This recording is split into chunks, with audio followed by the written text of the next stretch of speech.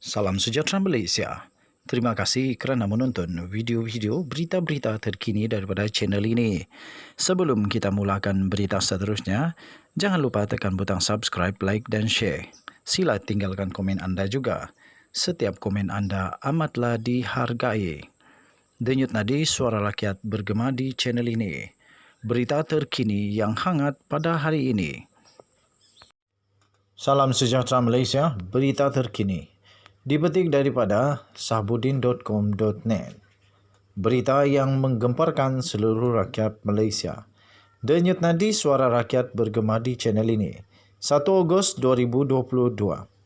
Minat saya kepada Najib hanyalah untuk pastikannya ke penjara. Dipetik daripada sahbudin.com.net. Berita penuh. Walaupun berlagak popular, bekas Perdana Menteri Datuk Seri Najib Tun Razak nampak bimbang dengan susunan semula kepimpinan parti-parti Pakatan Harapan. Kebelakangan ini terutamanya selepas selesainya pemilihan barisan kepimpinan baru keadilan, jentera penerangan UMNO nampak ditumpukan untuk menyerang saya dan keadilan Pakatan Harapan. Terbaru semasa berucap di Konvensyen BN Selangor, berulang kali dia menumpukan ucapannya mengenai saya, termasuk mengungkit kononnya saya berminat kepadanya. Sementara lagak Najib sudah diketahui umum dan ada segelintir masyarakat yang berpendapat lagaknya wajar diabaikan, saya memilih untuk berdepan dengan sarkas politik mainan Najib kerana ada isu pokok yang cuba disembunyikan oleh Najib Razak. Hakikatnya Najib telah bersalah menyeleweng dana rakyat yang kesannya akan ditanggung oleh rakyat untuk jangka masa berpuluh tahun akan datang. Selain tanggungan hutang 1MDB berjumlah 50 bilion ringgit Malaysia, projek-projek mega yang kosnya naik berkali ganda seperti MRT, LRT 3, ECRL dan sebagainya membebankan rakyat dengan hutang melebihi 100 bilion ringgit Malaysia dalam tempoh sekurang-kurangnya 20 tahun akan datang. Najib telah menggunakan sumber kewangannya untuk menggerakkan kempen penipuan melalui media sosial untuk menyucikan dirinya seolah-olah dia tidak bersalah. Lebih teruk dari itu, dia juga cuba menyelewengkan pemikiran rakyat dengan memainkan propaganda terhadap tokoh-tokoh terbilang yang patriotisme mereka bagai langit dengan bumi jika dibandingkan dengan Najib. Cubaan propaganda Najib untuk memburukkan integriti Hakim yang Arif Datuk Muhammad Nazlan Muhammad Ghazali semata-mata untuk menutup kesalahannya mencuri dana rakyat tidak wajar dibiarkan tanpa disanggah. Oleh itu, saya menyeru keseluruhan pimpinan keadilan Pakatan Harapan di segenap lapisan untuk terus menjawab untuk memastikan propaganda Najib yang merosakkan pemikiran rakyat. Sementara kita membentangkan idea-idea untuk memperbaiki kebajikan rakyat dan menyelesaikan masalah rakyat, kita juga wajib menunjukkan bahawa sebahagian besar dari masalah rakyat ini berpunca dari salah takbir sepanjang 9 tahun Najib Razak menjadi Perdana Menteri.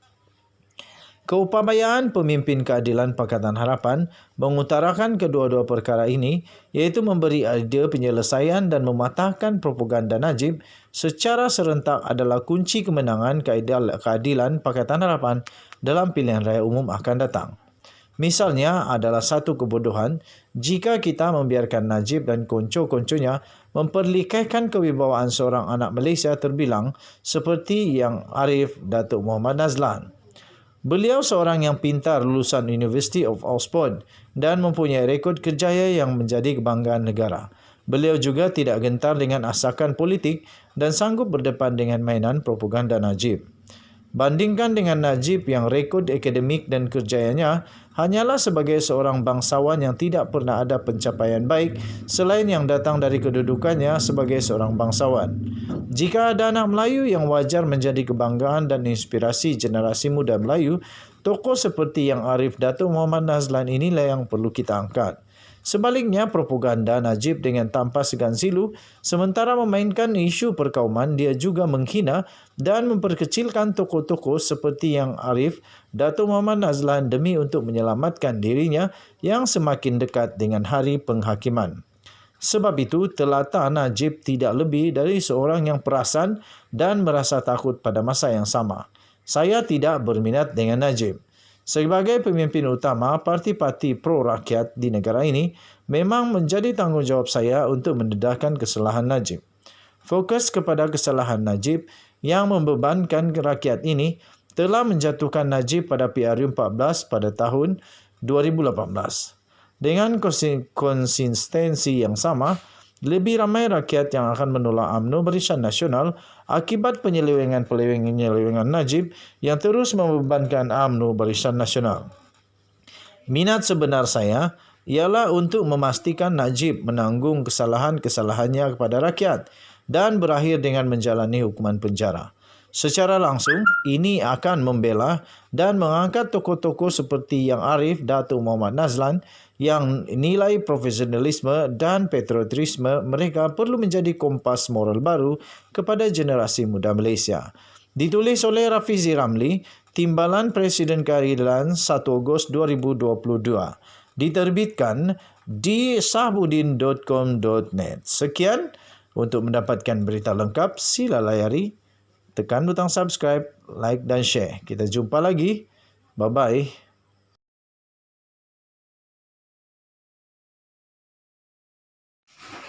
Salam sejahtera Malaysia, tuan-tuan dan puan-puan yang dihormati sekalian. Denyut nadi suara rakyat bergema di channel ini.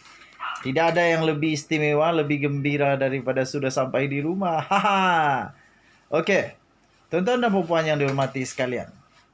Rupa-rupanya, Datuk Seri Najib Tun Razak bukan saja ada peluang untuk dilepaskan daripada kes SRC International Sdn Bhd, malah 1MDB, malah seluruh kes yang ada kaitan, yang terkait dengan 1MDB, sebenarnya rupa-rupanya Datuk Seri Najib Tun Razak ada peluang untuk dibebaskan daripada semua pertuduhan itu. Tuan-tuan dan puan-puan yang dihormati sekalian. Pada 12 Ogos kalau saya tak silap, itu adalah penentuan kepada pendengaran untuk saman daripada Najib Razak kepada Kerajaan Negara Malaysia dan juga kepada Tommy Thomas yang telah mendakwa beliau, yang telah mengheret Najib Razak ke mahkamah. Dengan itu Najib Razak menyaman dan cubaan beliau untuk membatalkan semua pertuduhan yang telah dikenakan kepadanya. Itu yang saya fahamlah. Kalau saya salah faham, kamu tolong fahamkan saya. Okey, persoalannya kali ini, adakah Datuk Seri Najib Tun Razak akan menang? Dan sekiranya Datuk Seri Najib Tun Razak menang, makna kata semua kes yang berkenaan dengan 1MDB, sama ada yang sudah berjalan, yang sedang berjalan, yang akan mungkin nanti, mungkinkah semua itu akan dibatalkan? Jika sekiranya Datuk Seri Najib Tun Razak dibatalkan semua pertuduhan ke atasnya, beliau menang bergaya, menang dibebaskan, beliau dibebaskan daripada pertuduhan-pertuduhan itu. Wow, ini satu berita yang pasti menggembirakan seluruh peminat-peminat, semua yang sentiasa percaya bahawa Najib Razak difitnah dan Najib Razak tidak bersalah. Pasti semua orang gembira. Okey, tetapi secara on the other hand, daripada sudut perspektif yang lain pula, ada juga kesan sampingan, terutama kepada perundangan negara Malaysia. Pasti ada sedikit kesan sampingan. Sebagai satu contoh, baru-baru ini ada seorang yang telah didapati bersalah atas kes apa kalau saya tak silap itu. Dan beliau telah didapati bersalah, harus dihukum. Tetapi setelah dia menyebut setelah dia mengungkit kes Najib dalam rayuannya, maka dia terus dilepaskan sehingga rayuan selesai, barulah hukuman itu akan diteruskan. Okey, tuan-tuan dan puan-puan yang dihormati sekalian. Adakah ini semua akan menjadi satu petanda bahawa Najib Razak akan menang?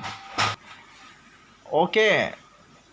Jadi pasti bulan 8 ini bulan yang paling sibuk untuk Najib Razak. 12 hari bulan sudah naik mahkamah. 15 hari bulan bermulalah hidup mati kepada Najib Razak, iaitu penentuan rayuan daripada Mahkamah Persekutuan, sama ada dia akan dipenjarakan serta-merta ataupun dia akan dibebaskan serta-merta. Setakat ini 4 hakim sudah berkata beliau bersalah. Okey, jadi 12 hari bulan ini penentuan kepada sama ada Najib Razak punya saman kepada Tommy Thomas dan kerajaan Malaysia menang atau diteruskan atau dibatalkan atau diterima atau tidak. Denyut nadi suara rakyat bergema di channel ini. Apa pendapat kamu? Sila berikan komen kamu. Apa pendapat kamu? Kita jumpa lagi. Bye-bye.